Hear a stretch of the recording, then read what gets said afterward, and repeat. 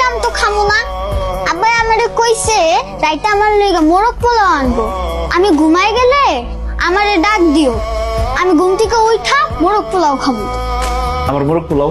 তুই তো দেরি করে ফেলাইছ তুই, আর একটু আগাইতে পারলি না? সব শেষ হয়ে গেছে আজকে।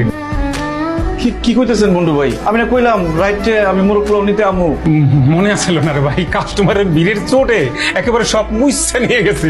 অবস ম্যাডারে কথা দিয়ে আসছিলাম, এখন কোন মুখে যাবো খালি হাতে? ভাই যেমনি ওকে এক প্যাকেটের ব্যবস্থা করে দেন। তোর ওই বাকির এক প্যাকেট মোরগ পোলার জন্য আমি এখন একজন আবার বাবুর্চি আনি, এক ডেস্ক দিব হয় না? দেখলাম মতো কথা শুনে, যা যা আরেকদিন নিস। মায়াডারে কথা দিয়া গেলেন, আইলেন এত দেরি করে আবার আইছেন খালি হাতে। মোরগ পোলাও শেষ হয়ে গেছে। অভাবে স্বভাব নষ্ট হয়ে শুনছি, অভাবে মানুষ মিথ্যা কথা কয় সেটা শুনি। আমার কাপড় চোপড় দিয়ে না দাও, ডিউটিতে যাবো। মেয়ের সামনে জনের মুখ নেই আমার। মায়া আপনার আশায় বয়া বয়া না খায় ঘুমায় গেছে।